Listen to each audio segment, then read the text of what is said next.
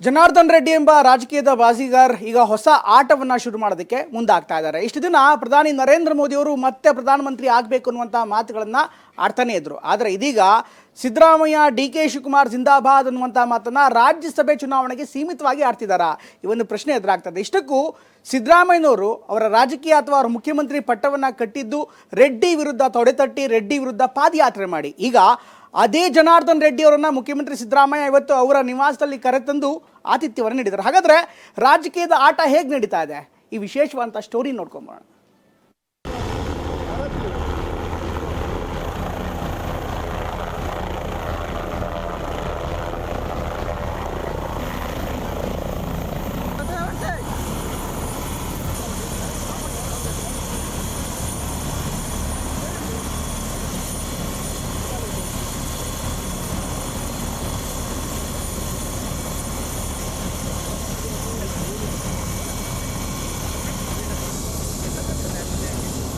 ಗಾಲಿ ಜನಾರ್ದನ್ ರೆಡ್ಡಿ ಈ ಹೆಸರು ಕರ್ನಾಟಕ ರಾಜಕೀಯ ನಕಾಶೆಯನ್ನ ಗಣಿಧೂಳಿನಿಂದಲೇ ತಿದ್ದಿದ್ದ ಕಾಲ ಒಂದಿತ್ತು. ಗಡಗಡನೆ ಸದ್ದು ಮಾಡುತ್ತಾ ರೆಡ್ಡಿ ಹೆಲಿಕಾಪ್ಟರ್ ಧರೆಗಿಳಿದ್ರೆ ಸಾಕು, ರಾಜಕಾರಣದ ಪಡಸಾಲೆ ಮೈ ಕೊಡವಿ ನಿಲ್ತಾ ಇತ್ತು. ವಿಧಾನಸಭೆ ಅಧಿವೇಶನದ ಊಟದ ವಿರಾಮ ಕೊಟ್ಟರೆ ಸಾಕು, ರೆಡ್ಡಿಯ ರುಕ್ಮಿಣಿ ಎಂಬ ಹೆಲಿಕಾಪ್ಟರ್ ಬಳ್ಳಾರಿಗೆ ಹಾರ್ತಾ ಇತ್ತು. ಯಡಿಯೂರಪ್ಪರನ್ನ ಅಧಿಕಾರಕ್ಕೇರಿದ 6 ತಿಂಗಳಲ್ಲಿ ಘರನೆ ತಿರುಗಿಸಿ ಜಗದೇಕ ವೀರುಡು ಆಗಲು ಹೋಗಿದ್ದವರು ಇದೇ ರೆಡ್ಡಿ ಅಲಿಯಾಸ್ ಜನಾರ್ದನ್ ರೆಡ್ಡಿ.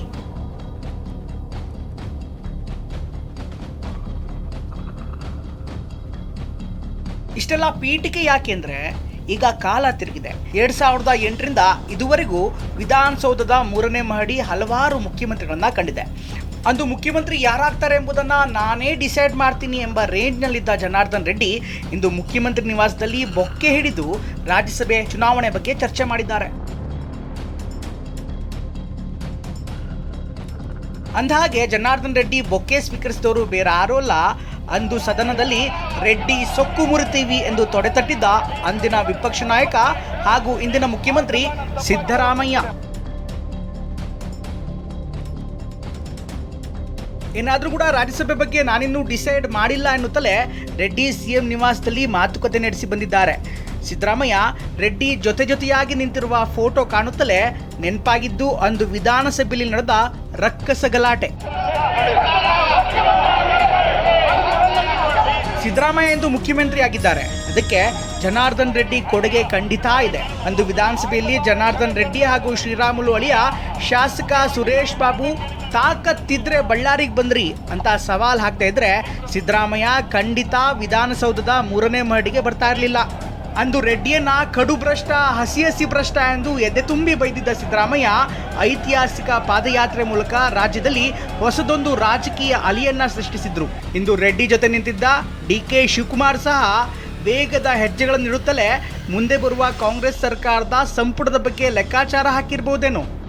ಇನ್ನು ಸಿದ್ದರಾಮಯ್ಯ ರಿಪಬ್ಲಿಕ್ ಆಫ್ ಬಳ್ಳಾರಿಯನ್ನ ರಾಜಕೀಯವಾಗಿ ಸದೆಬಡೆದು ಹೆಡೆಮುರಿ ಕಟ್ತೀವಿ ಎಂದು ಹುಂಕರಿಸಿದಾಗ ಬಳ್ಳಾರಿಯ ಮೈದಾನದಲ್ಲಿ ಸೇರಿದ್ದ ಜನಸ್ತೋಮದ ಜಯಘೋಷ ಮುಗಿಲು ಸೀಳಿತ್ತು. ಈ ರೆಡ್ಡಿಗಳು ಇರಬೇಕು ಅಧಿಕಾರದಲ್ಲಿ. ಬಳ್ಳಾರಿ ಉಳಿಬೇಕು ಅನ್ನೋದಾದ್ರೆ, ಬಳ್ಳಾರಿಯ ಖನಿಜ ಸಂಪತ್ತು ಉಳಿಬೇಕು ಅನ್ನೋದಾದ್ರೆ, ಅರಣ್ಯ ಸಂಪತ್ತು ಉಳಿಬೇಕು ಅನ್ನೋದಾದ್ರೆ ಈ ರೆಡ್ಡಿಗಳನ್ನ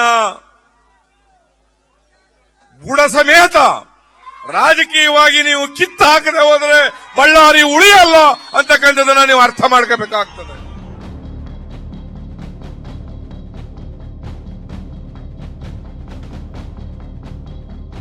ಅಂದಿನಿಂದ ಜನಾರ್ದನ್ ರೆಡ್ಡಿ ಎಂಬ ಬಳ್ಳಾರಿಯ ಶೋಮ್ಯಾನ್ ರಾಜಕೀಯವಾಗಿ ಅಸ್ಪೃಶ್ಯರಾಗಿದ್ರು. ಆದರೆ ರಾಜಕಾರಣ ಅನ್ನೋದು ಸರಿಯಾದ ಸಮಯದಲ್ಲಿ ಸರಿಯಾದ ಕಡೆ ಇರೋದು. ಈಗ ರೆಡ್ಡಿ 12 ವರ್ಷಗಳ ಬಳಿಕ ರಾಜಕೀಯ ಅಸ್ಪೃಶ್ಯತೆ ನಿವಾರಿಸಿಕೊಂಡು ಪವಿತ್ರರಾಗೋ ಕಡೆಗೆ ಹೊರಟಿದ್ದಾರೆ. ಸಿಎಂ ಸಿದ್ದರಾಮಯ್ಯನವರ ಕಿರುನಗೆ ಗಂಗಾವತಿ ವಿಧಾನಸಭಾ ಕ್ಷೇತ್ರಕ್ಕೆ ಅನುದಾನದ ಹೊಂಗಿರಣ ತರಬಹುದು ಎಂಬ ನಿರೀಕ್ಷೆ ರೆಡ್ಡಿಗಿರ್ಬೋದು. ಇನ್ನು ಡಿ.ಕೆ. ಶಿವಕುಮಾರ್ ಎಂಬ 24x7 ರಾಜಕಾರಣಿಗೆ ದಾಳ ಉಳಿಸೋದು ಗೊತ್ತು, ಕಾಯಿ ಹೊಡೆಯೋದು ಗೊತ್ತು.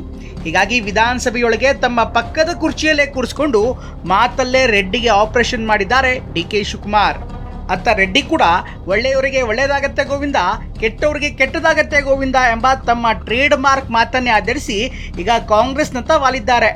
ಶಾಸಕ ರಾಜಾ ವೆಂಕಟಪ್ಪ ನಾಯಕ್ ಸಾವು ರಾಜ್ಯಸಭಾ ಚುನಾವಣೆಯಲ್ಲಿ ಕಾಂಗ್ರೆಸ್ ಪಾಳೆಯಕ್ಕೆ ಬೇಕಿರುವ ಅಗತ್ಯ ಸಂಖ್ಯೆಯ ಏರಿಳಿತಕ್ಕೆ ಕಾರಣವಾಗಬಹುದು. ಹೀಗಾಗಿ ಜನಾರ್ದನ್ ರೆಡ್ಡಿ ಅವರನ್ನ ಸಿಎಂ ಸಿದ್ದರಾಮಯ್ಯ ಮನೆಗೆ ಕರೆದು ಆತಿಥ್ಯ ನೀಡುವ ಮೂಲಕ ತಮ್ಮ ರಾಜಕೀಯದ ಹಳೆ ದುಶ್ಮನನ್ನ ದೋಸ್ತ್ ಮಾಡ್ಕೊಂಡಿದ್ದಾರೆ. ಇನ್ನು ಡಿಸಿಎಂ ಡಿಕೆ ಶಿವಕುಮಾರ್ ಇಷ್ಟಕ್ಕೆ ಸುಮ್ಮನಾಗದೆ ರಾಜ್ಯಸಭಾ ಚುನಾವಣೆಯಲ್ಲಿ ರೆಡ್ಡಿಯ ಕೆಆರ್ಪಿಪಿ ಪಕ್ಷದ ಏಜೆಂಟ್ ಆಗಿ ತಮ್ಮ ಆಪ್ತ ಯೋಗೀಂದ್ರರನ್ನ ನೇಮಿಸಿದ್ದಾರೆ. ಈ ಮೂಲಕ ರೆಡ್ಡಿ ಕೈ ಕೊಡದಂತೆ ಚಕ್ ಇಟ್ಟಿದ್ದಾರೆ. ಇಷ್ಟೆಲ್ಲ ಆದರೂ ರೆಡ್ಡಿಗಾರು ಮಾತ್ರ ಇನ್ನೂ ಕೂಡ ಯಾವುದೇ ತೀರ್ಮಾನವಾಗಿಲ್ಲ ಅಂತ ಹೇಳ್ತಿದ್ದಾರೆ. ಇನ್ನು ಈ ಎಲ್ಲ ಬೆಳವಣಿಗೆಯಿಂದ ಬಿಜೆಪಿ ನಾಯಕರೇ ಗೊಂದಲದಲ್ಲಿದ್ದಾರೆ. ಮೊನ್ನೆಯಷ್ಟೇ ಕೆರೆಗೂಡು ಹನುಮಧ್ವಜ ವಿವಾದದ ವೇಳೆ ಗ್ರಾಮಕ್ಕೆ ತೆರಳಿ ಏನಾದರೂ ಕೂಡ ದೇಶದ ಪ್ರಧಾನಿ ಆಗಬೇಕು ಅಂದರೆ ಅದು ನರೇಂದ್ರ ಮೋದಿನೇ ಪ್ರಧಾನಿ ಆಗಬೇಕು, ಅವ್ರು ಬಿಟ್ಟರೆ ಬೇರೆ ಯಾರು ಕೂಡ ಇಲ್ಲ ಎಂಬ ಮಾತನ್ನು ಜನಾರ್ದನ್ ರೆಡ್ಡಿ ಆಡಿದರು.